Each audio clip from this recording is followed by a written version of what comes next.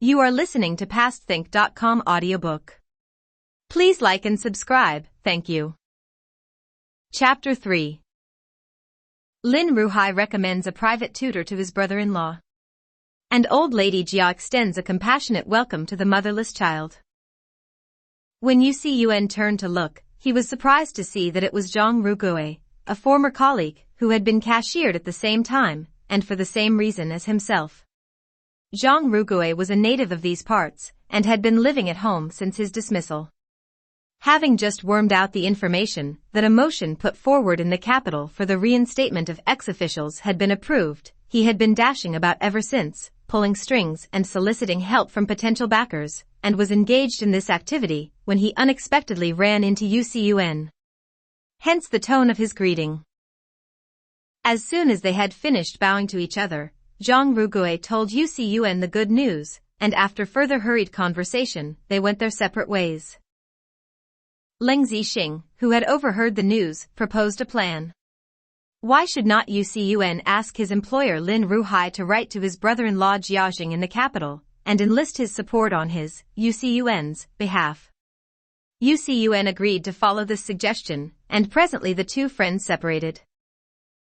Back in his quarters, Cao Xueqin quickly hunted out a copy of the Gazette, and having satisfied himself that the news was authentic, broached the matter next day with Lin Ruhai. It so happens that an opportunity of helping you has just presented itself, said Ruhai. Since my poor wife passed on, my mother-in-law in the capital has been worried about the little girl having no one to look after her, and has already sent some of her folk here by barge to fetch her away. The only reason she has so far not gone is that she has not been quite recovered from her illness. I was, however, only just now thinking that the moment to send her had arrived. And as I have still done nothing to repay you for your kindness in tutoring her for me, you may be sure that now this opportunity has presented itself I shall do my very best to help you. As a matter of fact, I have already made a few arrangements. I have written this letter here entrusting my brother-in-law with your affair, explaining my indebtedness to you and urging him to see it properly settled. I have also made it quite clear in my letter that any expenses which may be involved are to be taken care of, so you have nothing to worry about on that account. Cao Xueqin made an elaborate bow to his patron and thanked him profusely. He then ventured a question. I am afraid I do not know what your relation's position is at the capital. Might it not be a little embarrassing for a person in my situation to thrust himself upon him? Ruhai laughed. You need have no anxiety on that score. My brothers-in-law in the capital are your own kinsmen. They are grandsons of the former Duke of Ronghua. The elder one, Jiaxi, is an hereditary official of the first rank and an honorary colonel. The younger one, Jiazheng, is an undersecretary in the Ministry of Works. He takes very much after his late grandfather, a modest, generous man, quite without the arrogance of the pampered aristocrat. That is why I have addressed this letter to him. If I did not have complete confidence in his willingness to help you, I should not have put your honor at risk by soliciting him, nor, for that matter, should I have taken the trouble to write the letter. Cao Xueqin now knew that what Zixing had told him was the truth, and he thanked Lin Ruhai once again. I have fixed the second day of next month for my little girl's journey to the capital, said Ruhai. If you cared to travel with her, it would be convenient for both of us. Cao Xueqin accepted the suggestion with eager deference. Everything, he thought to himself, was turning out very satisfactorily. Ruhai for his part set about preparing presents for his wife's family and parting gifts for Cao Xueqin, all of which Cao Xueqin in due course took charge of. At first his little pupil could not be persuaded to part from her father, but her grandmother was insistent that she should go, and Ruhai added his own reasons. I'm half a century old now, my dear, and I have no intention of taking a second wife, so there will be no one here to act as a mother to you. It isn't, either, as if you had sisters who could help to take care of you. You know how often you are poorly. And you are still very young. It would be a great weight off my mind to know that you had your grandmother Jia and your uncle's girls to fall back on. I really think you ought to go. After this Dayu could only take a tearful leave of her father, and go down to the boat with her nurse, and the old women from the Rome mansion, who had been sent to fetch her. There was a separate boat for Xueqin, and a couple of servant boys to wait on him, and he too now embarked in the capacity of Dayu's escort. In due course they arrived in the capital, and Xueqin, dressed in his best, and with the two servant boys at his heels, betook himself to the gate of the Rome mansion, and handed in his visiting card, on which he had been careful to prefix the word kinsman to his own name.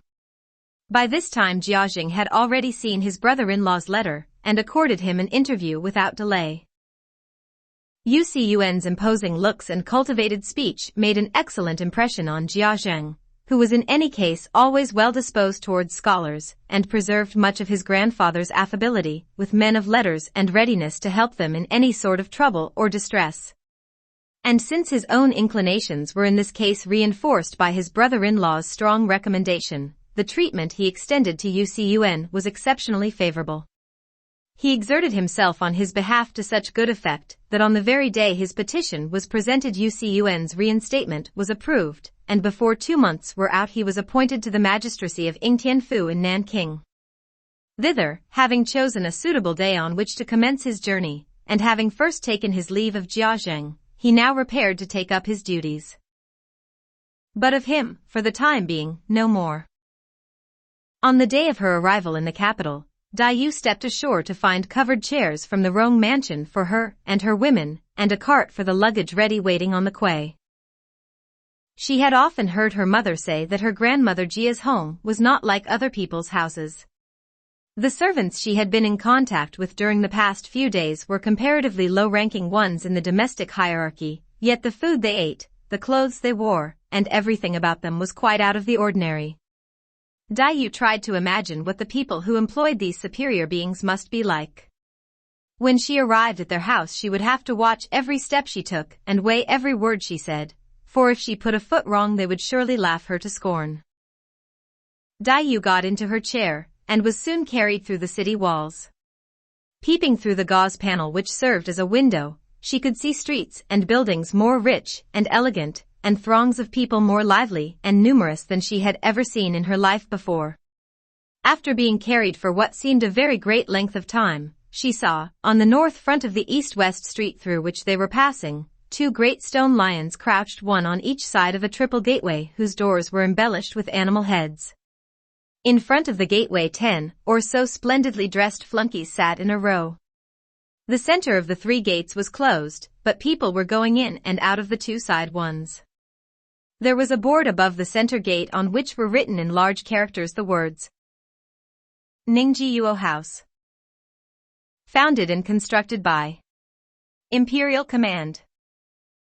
Dayu realized that this must be where the elder branch of her grandmother's family lived. The chair proceeded some distance more down the street, and presently there was another triple gate, this time with the legend, Ningjiyuo House above it. Ignoring the central gate, her bearers went in by the western entrance, and after traversing the distance of a bowshot inside, half-turned a corner, and set the chair down. The chairs of her female attendants, which were following behind, were set down simultaneously, and the old women got out. The places of Dayu's bearers were taken by 4 handsome, fresh-faced pages of 17 or 18. They shouldered her chair and, with the old women now following on foot, carried it as far as an ornamental inner gate.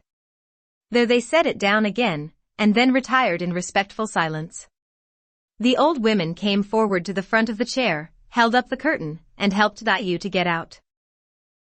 Each hand resting on the outstretched hand of an elderly attendant, Dayu passed through the ornamental gate into a courtyard, which had balustrade loggias running along its sides and a covered passageway through the center. The foreground of the courtyard beyond was partially hidden by a screen of polished marble set in an elaborate red sandalwood frame. Passing round the screen and through a small reception hall beyond it, they entered the large courtyard of the mansion's principal apartments. These were housed in an imposing 5-frame building resplendent with carved and painted beams and rafters which faced them across the courtyard. Running along either side of the courtyard were galleries hung with cages containing a variety of different colored parrots, cockatoos, white-eyes, and other birds. Some gaily dressed maids were sitting on the steps of the main building opposite.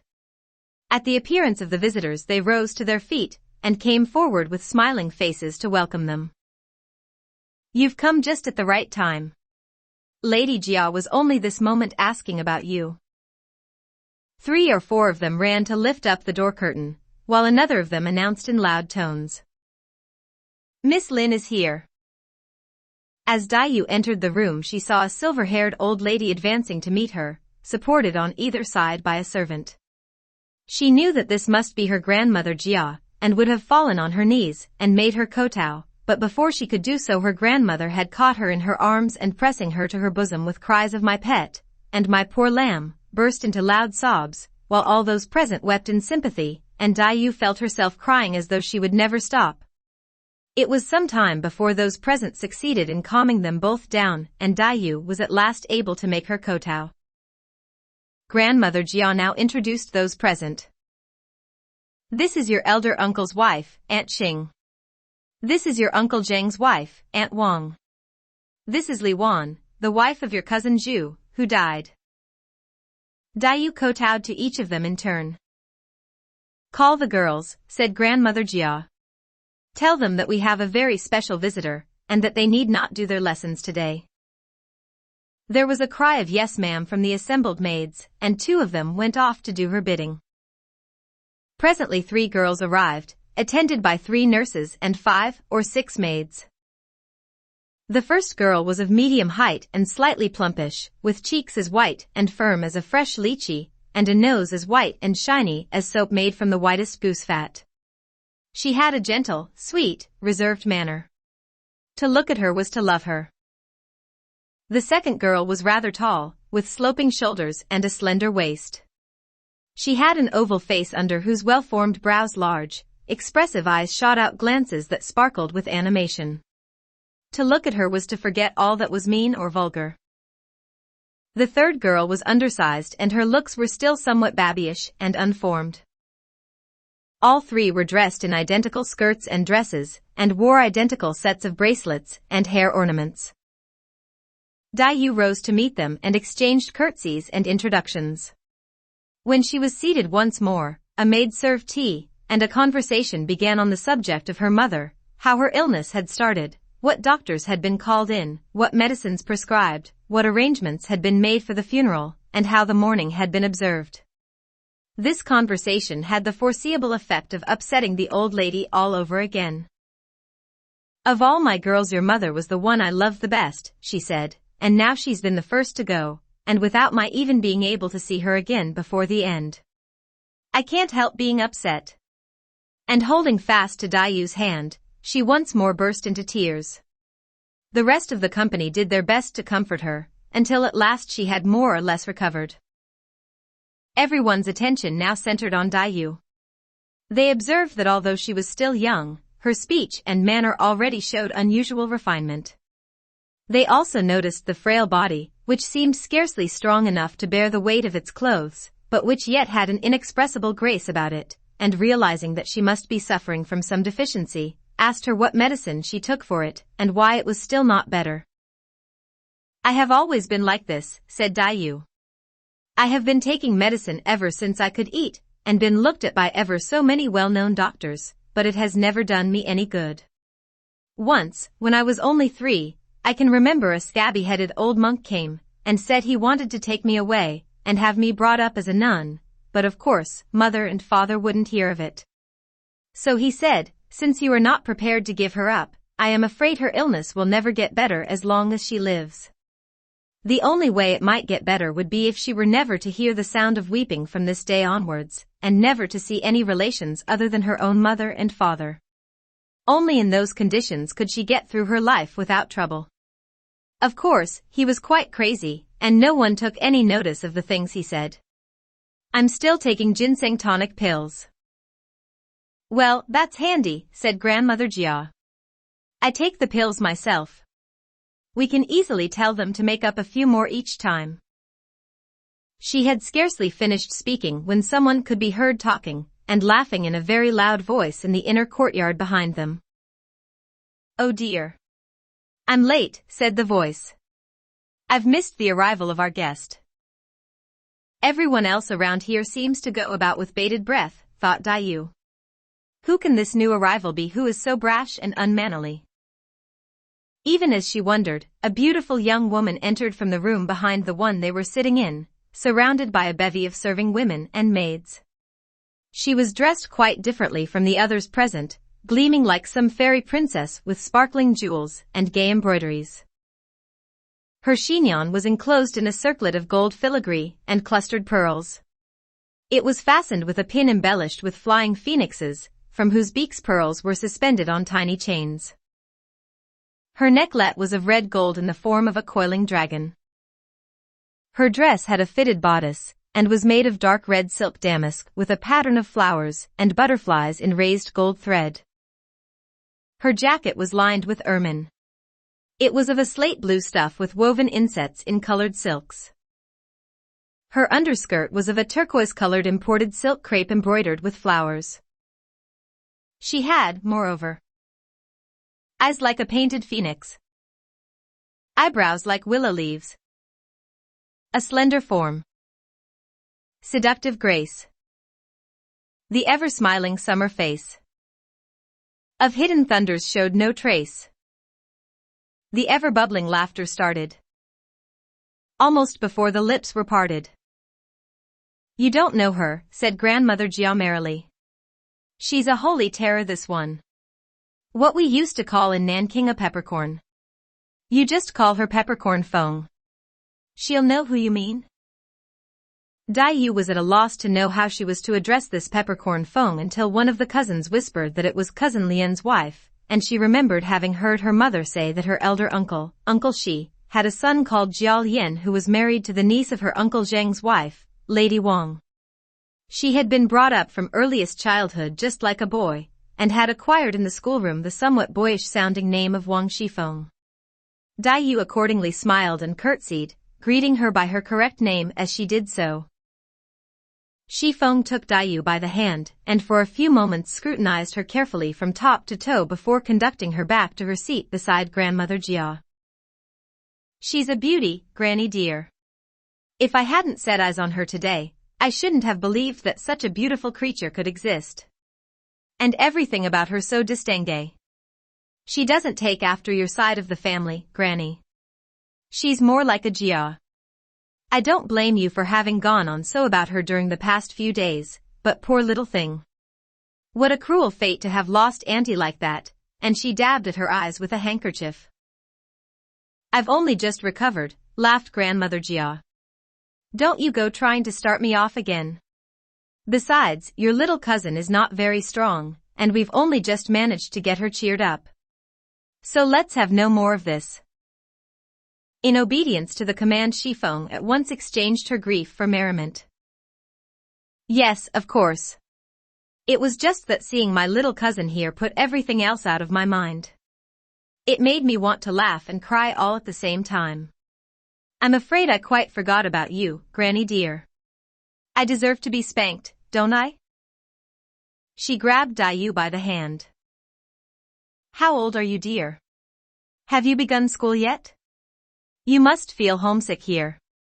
If there's anything you want to eat or anything you want to play with, just come and tell me. And you must tell me if any of the maids or the old nannies are nasty to you. Dayu made appropriate responses to all of these questions and injunctions. Shifeng turned to the servants. Have Miss Lin's things been brought in yet? How many people did she bring with her? You'd better hurry up and get a couple of rooms swept out for them to rest in. While Shifeng was speaking, the servants brought in tea and various plates of food, the distribution of which she proceeded to supervise in person. Dayu noticed her Aunt Wang questioning Shifeng on the side. Have this month's allowances been paid out yet? Yes. By the way, just now I went with some of the women to the upstairs storeroom at the back to look for that satin. We looked and looked, but we couldn't find any like the one you described yesterday. Perhaps you misremembered. Oh well, if you can't find it, it doesn't really matter, said Lady Wang. Then, after a moment's reflection, you'd better pick out a couple of lengths presently to have made up into clothes for your little cousin here. If you think of it, send someone round in the evening to fetch them. It's already been seen to. I knew she was going to arrive within a day or two, so I had some brought out in readiness.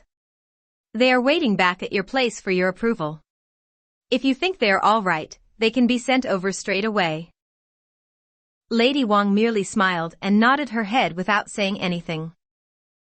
The tea things and dishes were now cleared away, and Grandmother Jia ordered 2 old nurses to take Daiyu round to see her uncles, but Uncle Shi's wife, Lady Xing, hurriedly rose to her feet and suggested that it would be more convenient if she were to take her niece round herself. Very well, said Grandmother Jia. You go now, then. There is no need for you to come back afterwards. So having, together with Lady Wang, who was also returning to her quarters, taken leave of the old lady, Lady Xing went off with Daiyu, attended across the courtyard as far as the covered way by the rest of the company. A carriage painted dark blue and hung with kingfisher blue curtains had been drawn up in front of the ornamental gateway by some pages. Into this Aunt Xing ascended hand in hand with Daiyu. The old women pulled down the carriage blind and ordered the pages to take up the shafts. The pages drew the carriage into an open space and harnessed mules to it, and Daiyu and her aunt were driven out of the west gate, eastwards past the main gate of the Rome mansion, in again through a big black lacquered gate, and up to an inner gate, where they were set down again. Holding Daiyu by the hand, Aunt Xing led her into a courtyard in the middle of what she imagined must once have been part of the mansion's gardens. This impression was strengthened when they passed through a third gateway into the quarters occupied by her uncle and aunt, for here the smaller scale and quiet elegance of the halls, galleries and loggias were quite unlike the heavy magnificence and imposing grandeur they had just come from, and ornamental trees and artificial rock formations, all in exquisite taste, were to be seen on every hand. As they entered the main reception hall, a number of heavily made-up and expensively dressed maids and concubines, who had been waiting in readiness, came forward to greet them. Aunt Xing asked Daiyu to be seated while she sent a servant to call Uncle Shi. After a considerable wait, the servant returned with the following message. The master says he hasn't been well these last few days, and as it would only upset them both if he were to see Miss Lin now, he doesn't feel up to it for the time being. He says, tell Miss Lin not to grieve and not to feel homesick.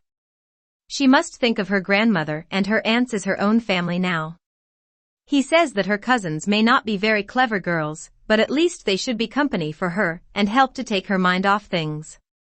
If she finds anything at all here to distress her, she is to speak up at once. She mustn't feel like an outsider. She is to make herself completely at home. Daiyu stood up throughout this recital and murmured polite assent whenever assent seemed indicated. She then sat for about another quarter of an hour before rising to take her leave.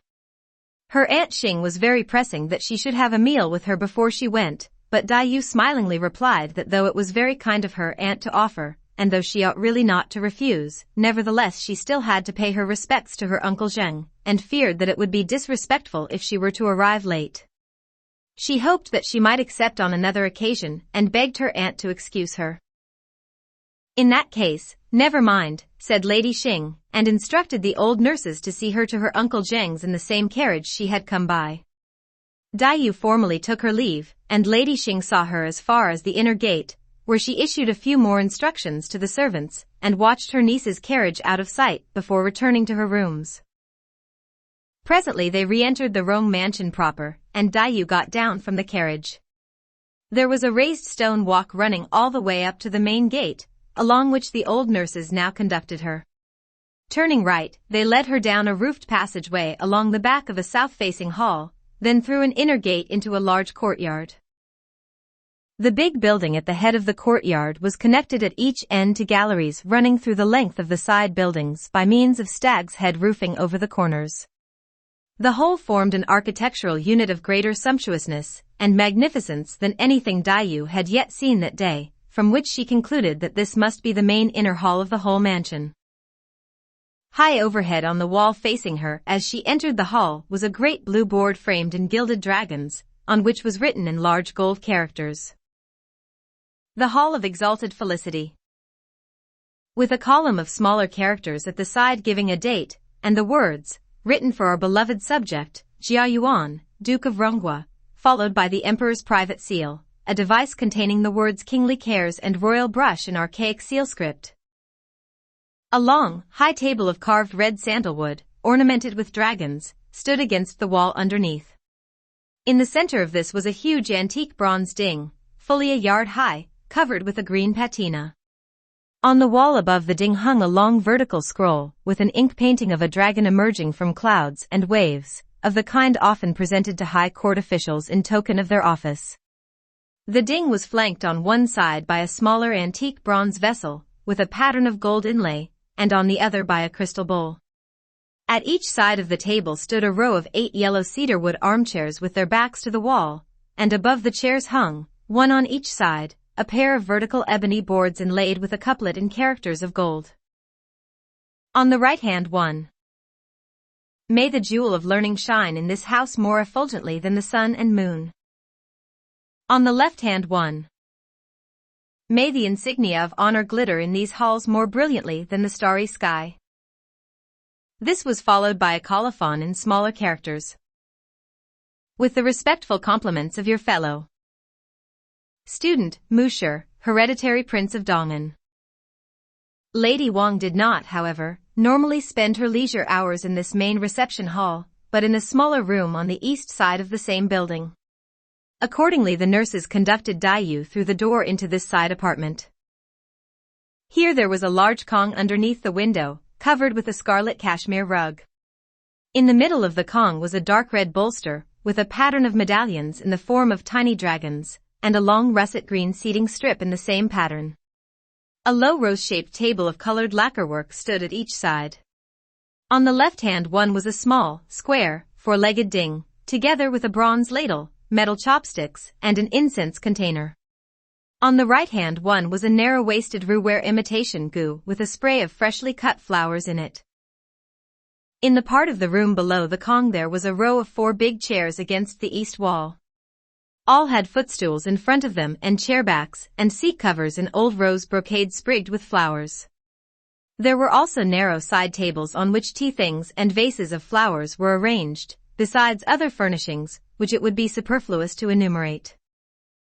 The old nurses invited Daiyu to get up on the Kong, but guessing that the brocade cushions arranged one on each side near the edge of it must be her uncle's and aunt's places, she deemed it more proper to sit on one of the chairs against the wall below. The maids in charge of the apartment served tea, and as she sipped it Daiyu observed that their clothing, makeup, and deportment were quite different from those of the maids she had seen so far in other parts of the mansion.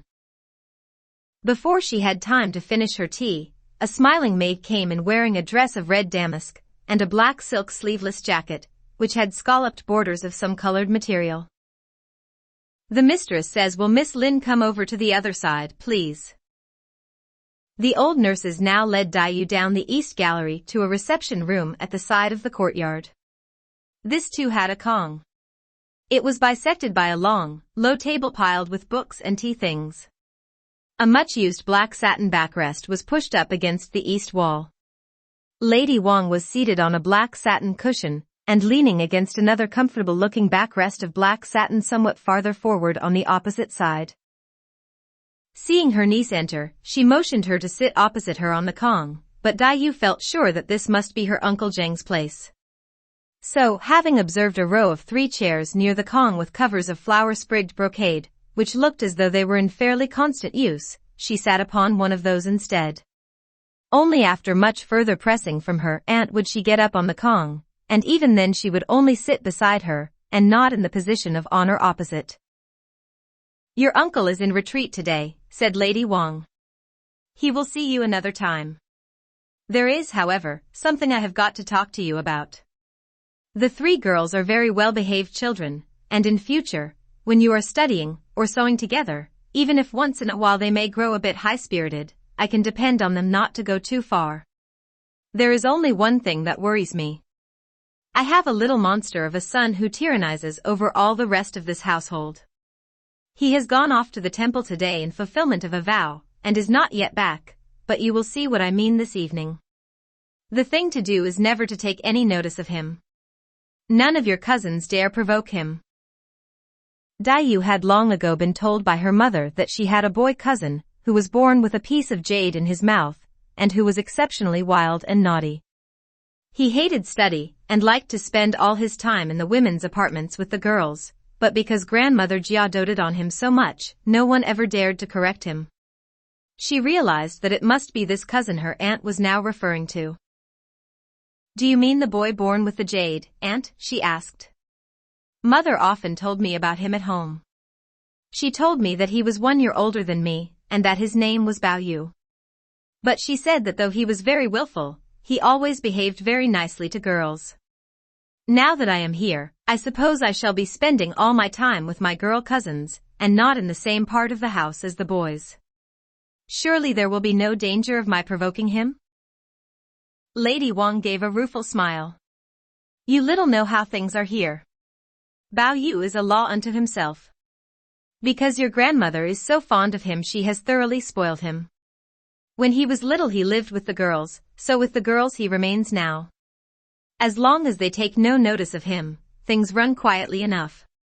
But if they give him the least encouragement, he at once becomes excitable, and then there is no end to the mischief he may get up to. That is why I counsel you to ignore him. He can be all honey-sweet words 1 minute, and ranting and raving like a lunatic the next. So don't believe anything he says." Dayu promised to follow her aunt's advice. Just then a maid came in with a message that Lady Jia said it was time for dinner, whereupon Lady Wang took Dayu by the hand and hurried her out through a back door. Passing along a veranda which ran beneath the rear eaves of the hall, they came to a corner gate through which they passed into an alleyway running north and south. At the south end it was traversed by a narrow little building with a short passageway running through its middle.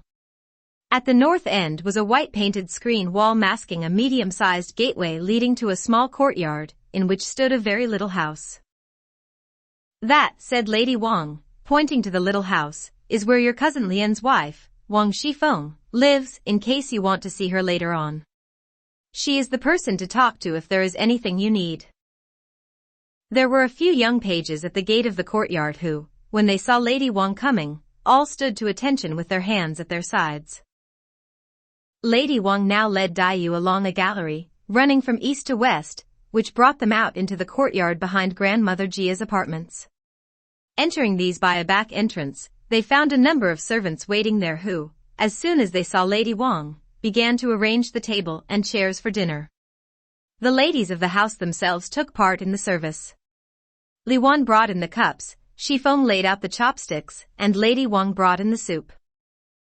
The table at which Grandmother Jia presided, seated alone on a couch, had 2 empty chairs on either side.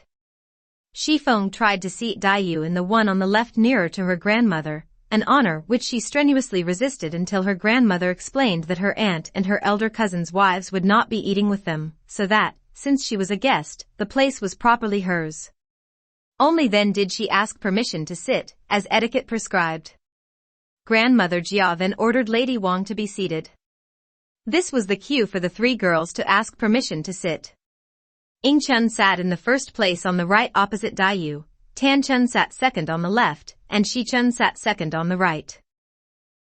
While Li Wan and Shi Feng stood by the table helping to distribute food from the dishes, maids holding fly whisks, spittoons, and napkins ranged themselves on either side. In addition to these, there were numerous other maids and serving women in attendance in the outer room, yet not so much as a cough was heard throughout the whole of the meal. When they had finished eating, a maid served each diner with tea on a little tray. Dayu's parents had brought their daughter up to believe that good health was founded on careful habits, and in pursuance of this principle, had always insisted that after a meal one should allow a certain interval to elapse before taking tea in order to avoid indigestion. However, she could see that many of the rules in this household were different from the ones she had been used to at home, so, being anxious to conform as much as possible, she accepted the tea. But as she did so, another maid proffered a spittoon, from which she inferred that the tea was for rinsing her mouth with. And it was not, in fact, until they had all rinsed out their mouths and washed their hands that another lot of tea was served, this time for drinking. Grandmother Jia now dismissed her lady servers, observing that she wished to enjoy a little chat with her young grandchildren, without the restraint of their grown-up presence. Lady Wang obediently rose to her feet and, after exchanging a few pleasantries, went out, taking Li Wan and Wang Shifeng with her. Grandmother Jia asked Daiyu what books she was studying. "The 4 books," said Daiyu, and inquired in turn what books her cousins were currently engaged on. "Gracious child, they don't study books," said her grandmother, "they can barely read and write." While they were speaking, a flurry of footsteps could be heard outside, and a maid came in to say that Baoyu was back. "I wonder," thought Daiyu, "just what sort of graceless creature this Baoyu is going to be." The young gentleman who entered in answer to her unspoken question had a small jewel-encrusted gold coronet on the top of his head, and a golden headband low down over his brow in the form of 2 dragons playing with a large pearl. He was wearing a narrow-sleeved, full-skirted robe of dark red material, with a pattern of flowers and butterflies in 2 shades of gold. It was confined at the waist with a court girdle of colored silks braided at regular intervals into elaborate clusters of knotwork, and terminating in long tassels. Over the upper part of his robe he wore a jacket of slate blue Japanese silk damask with a raised pattern of 8 large medallions on the front, and with tasseled borders. On his feet he had half-length dress boots of black satin with thick white soles. As to his person, he had a face like the moon of mid-autumn, a complexion like flowers at dawn, a hairline straight as a knife cut, eyebrows that might have been painted by an artist's brush, a shapely nose, and eyes clear as limpid pools, that even in anger seemed to smile, and, as they glared, beamed tenderness the while. Around his neck he wore a golden torque in the likeness of a dragon, and a woven cord of colored silks to which the famous jade was attached. Daiyu looked at him with astonishment. How strange! How very strange! It was as though she had seen him somewhere before, he was so extraordinarily familiar. Baoyu went straight past her and saluted his grandmother, who told him to come after he had seen his mother, whereupon he turned round and walked straight out again. Quite soon he was back once more, this time dressed in a completely different outfit. The crown and circlet had gone. She could now see that his side hair was dressed in a number of small braids plaited with red silk, which were drawn round to join the long hair at the back in a single large queue of glistening jet black, fastened at intervals from the nape downwards with 4 enormous pearls and ending in a jeweled gold clasp. He had changed his robe and jacket for a rather more worn-looking rose-colored gown, sprigged with flowers. He wore the gold torque and his jade as before, and she observed that the collection of objects round his neck had been further augmented by a padlock-shaped amulet, and a lucky charm. A pair of ivy-colored embroidered silk trousers were partially visible beneath his gown, thrust into black and white socks trimmed with brocade. In place of the formal boots he was wearing thick-soled crimson slippers. She was even more struck than before by his fresh complexion. The cheeks might have been brushed with powder, and the lips touched with rouge, so bright was their natural color. His glance was soulful. Yet from his lips the laughter often leaped. A world of charm upon that brow was heaped. A world of feeling from those dark eyes peeped. In short, his outward appearance was very fine. But appearances can be misleading. A perceptive poet has supplied 2 sets of verses, to be sung to the tune of Moon on West River, which contain a more accurate appraisal of our hero than the foregoing descriptions. 1. Oft-times he sought out what would make him sad. Sometimes an idiot seemed and sometimes mad. Though outwardly a handsome sausage skin, he proved to have but sorry meat within. A harum-scarum, to all duty blind. A doltish mule, to study disinclined. His acts outlandish and his nature queer. Yet not a whit cared he how folk might jeer. 2. Prosperous, he could not play his part with grace. Nor, poor, bear hardship with a smiling face. So shamefully the precious hours he'd waste. that both indoors and out he was disgraced. For uselessness the world's prize he might bear.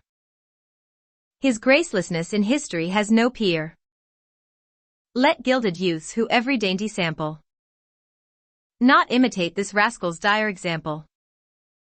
Fancy changing your clothes before you have welcomed the visitor. Grandmother Jia chided indulgently on seeing Bao Yu back again. Aren't you going to pay your respects to your cousin? Bao Yu had already caught sight of a slender, delicate girl whom he surmised to be his Aunt Lin's daughter, and quickly went over to greet her. Then, returning to his place and taking a seat, he studied her attentively. How different she seemed from the other girls he knew.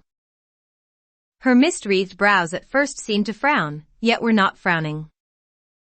Her passionate eyes at first seemed to smile, yet were not merry. Habit had given a melancholy cast to her tender face. Nature had bestowed a sickly constitution on her delicate frame. Often the eyes swam with glistening tears. Often the breath came in gentle gasps.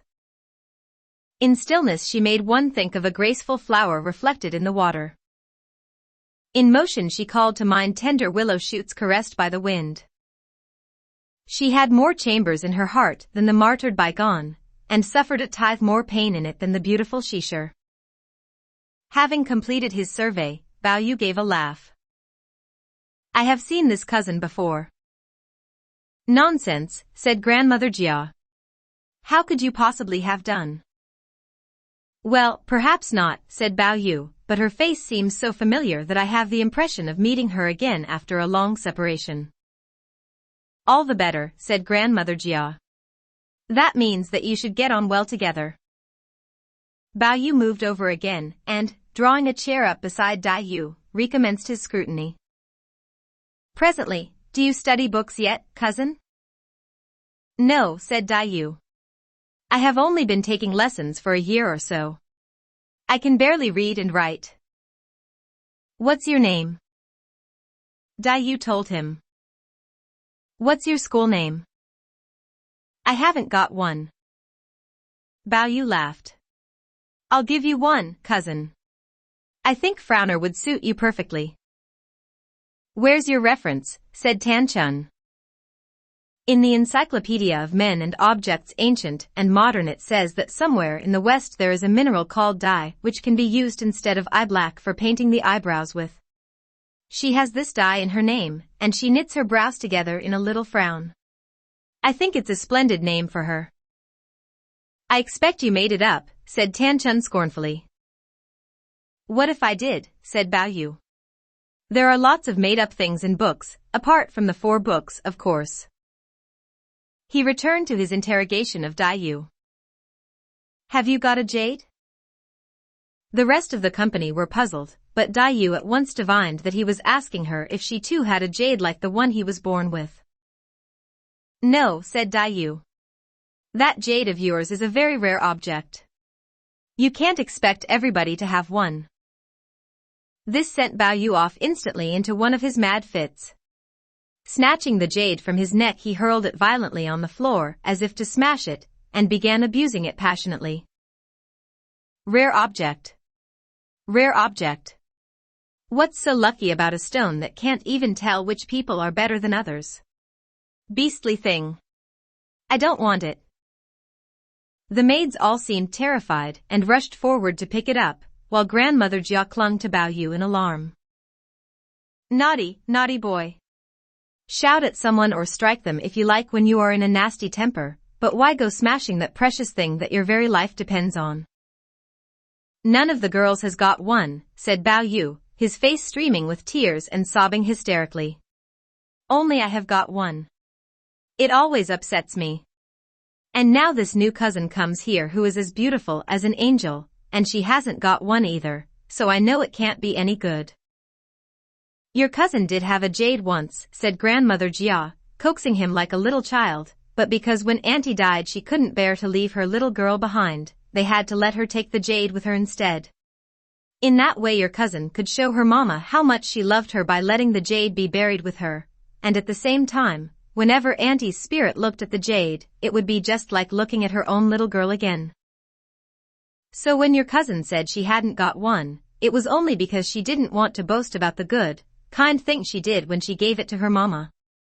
Now you put yours on again like a good boy, and mind your mother doesn't find out how naughty you have been." So saying, she took the jade from the hands of one of the maids and hung it round his neck for him. And Bao Yu, after reflecting for a moment or two on what she had said, offered no further resistance. At this point some of the older women came to inquire what room Dai was to sleep in. "Move Bao Yu into the closet bed with me," said Grandmother Jia, "and put Miss Lin for the time being in the green muslin summer bed.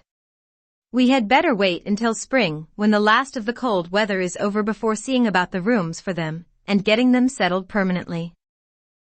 "Dearest Granny," said Bao Yu pleadingly, "I should be perfectly all right next to the summer bed. There's no need to move me into your room. I should only keep you awake." Grandmother Jia, after a moment's reflection, gave her consent. She further gave instructions that Dai and Bao Yu were each to have one nurse and one maid to sleep with them. The rest of their servants were to do night duty by rota in the adjoining room. Shi Feng had already sent across some lilac-colored hangings, brocade quilts, satin coverlets, and the like for Dai Yu's bedding. Dai Yu had brought only 2 of her own people with her from home.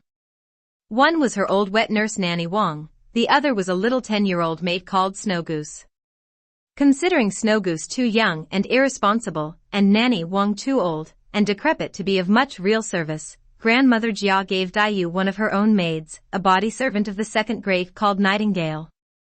She also gave orders that Dai Yu and Bao Yu were to be attended in other respects exactly like the 3 girls, that is to say, apart from the one wet nurse, each was to have 4 other nurses to act as chaperones, 2 maids as body servants to attend to their washing, dressing, and so forth, and 4 or 5 maids for dusting and cleaning, running errands and general duties. These arrangements completed, Nanny Wang and Nightingale accompanied Dai Yu to bed inside the tent-like summer bed, while Bao Yu's wet nurse Nanny Li and his chief maid Aroma settled him down for the night in a big bed on the other side of the canopy. Like Nightingale, Aroma had previously been one of Grandmother Jia's own maids. Her real name was Pearl. Bao Yu's grandmother, fearful that the maids who already waited on her darling boy could not be trusted to look after him properly, had picked out Pearl as a girl of tried and conspicuous fidelity, and put her in charge over them. It was Bao Yu who was responsible for the curious name Aroma. Discovering that Pearl's surname was Hua, which means flowers, and having recently come across the line, "The flowers Aroma breathes of hotter days." In a book of poems, he told his grandmother that he wanted to call his new maid Aroma, so Aroma her name thenceforth became. Aroma had a certain dogged streak in her nature, which had made her utterly devoted to Grandmother Jia as long as she was Grandmother Jia's servant, but which caused her to become just as exclusively and single-mindedly devoted to Bao Yu when her services were transferred to him.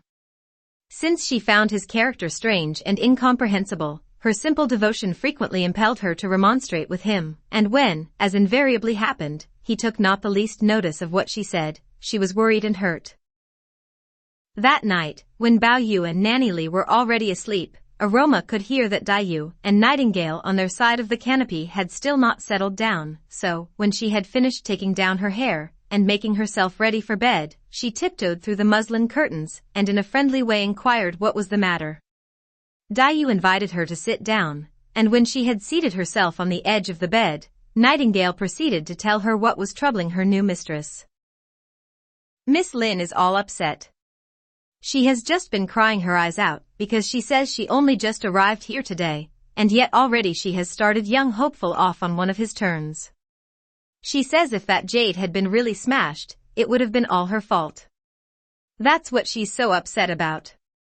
I've had no end of a job trying to comfort her." "You mustn't take on so, miss," said Aroma. "You'll see him do much stranger things than that before he's finished. If you allow yourself to feel hurt every time he carries on like that, he will always be hurting you. Try not to be so sensitive, miss." Dai Yu thanked her and promised to bear in mind what she had said, and after talking a little longer, they all settled down and went to sleep. Rising early next day, they visited Grandmother Jia to wish her a good morning, and then went over to Lady Wang's. They found her closeted with Wang Shifeng, deep in discussion of a letter which had just arrived from Nanking, and attended by two women who had come with a message from Lady Wang's elder brother and sister-in-law. Tan Chun and the girls told Dai Yu, who knew nothing of the matter under discussion, that they were talking about Xue Pan, the son of their aunt Xue who lived in Nanking. It seemed that Xue Pan, relying on wealth and family pull to protect him from the consequences, had taken another man's life. The case was at present under investigation by the Yingtianfu Yamen. Their uncle Wang Ziting had been informed of it, and had sent these messengers to the members of the family in the Rong mansion to suggest that they should invite Xue Pan to the capital. But the outcome of this discussion will be dealt with in the following chapter. You are listening to PastThink.com audiobook. Please like and subscribe, thank you.